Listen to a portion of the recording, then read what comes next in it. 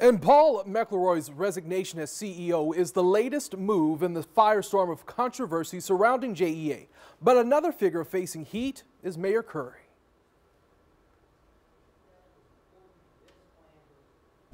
We would be crazy not to look at and have that conversation as one of many.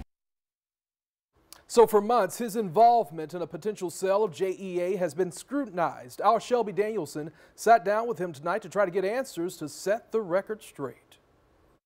I immediately said, if you go back to that timeline, publicly said, I agree with that. Mayor Curry says he's been on board with looking into privatization from the get-go. What I had hoped would happen from there was that there would be some action. There was action taken by the JEA. That's where the waters get muddied, because the call for action was not well received, to say the least. Privatization could look like any number of strategic way forward.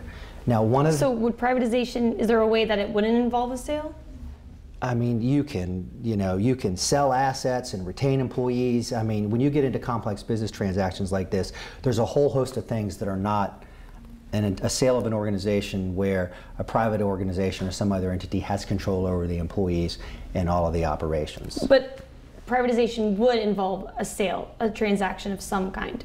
It could be a lease transaction, it could be a buy-sell transaction. He doesn't deny interest in what JEA is worth. He denies making deals behind closed doors. In March, First Coast News uncovered dozens of meetings between the mayor's office and JEA leadership, including meetings with the banking investment firm Moelis, which has ties to another larger investment bank called Macquarie that was welcomed into Jacksonville shortly after the mayor was elected in 2015. The two are working together on a sale of Washington State's utility right now. Are they part of this potential look into privatizing JEA? Not from my perspective. I've not engaged them or asked them to do anything, nor has my administration. But I would say that, again, I meet with people on any given day on any number of issues. And again, that is my job. Now recall a set of proposals sent out to investment firms to acquire the value of Jacksonville's assets. The mayor's CFO narrowed those firms down to 4. The mayor vehemently denies that they were related to JEA. And I asked them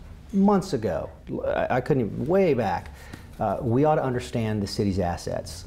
So you guys figure out how to understand our assets and the value of those assets. You know, Jacksport, the airport, those are mentioned.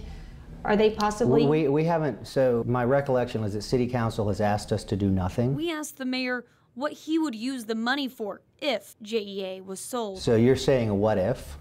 So I would be for paying down all of our debt, a lockbox that locks that money up and throws off an annuity to invest in neighborhoods, ensuring that our rates declined, and protecting the employees of the JEA.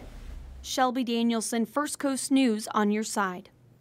And this evening, the JEA unions released a statement which reads in part, quote, all of the JEA unions look forward to a positive future for JEA and the city. The unions stand on their joint statement, number 1, that the privatization of JEA would be harmful to the city of Jacksonville and to the JEA customers.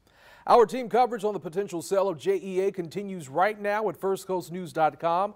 You can read about the pros and cons of the potential sale and all the drama that unfolded in the last couple of weeks. Just go to our website, firstcoastnews.com.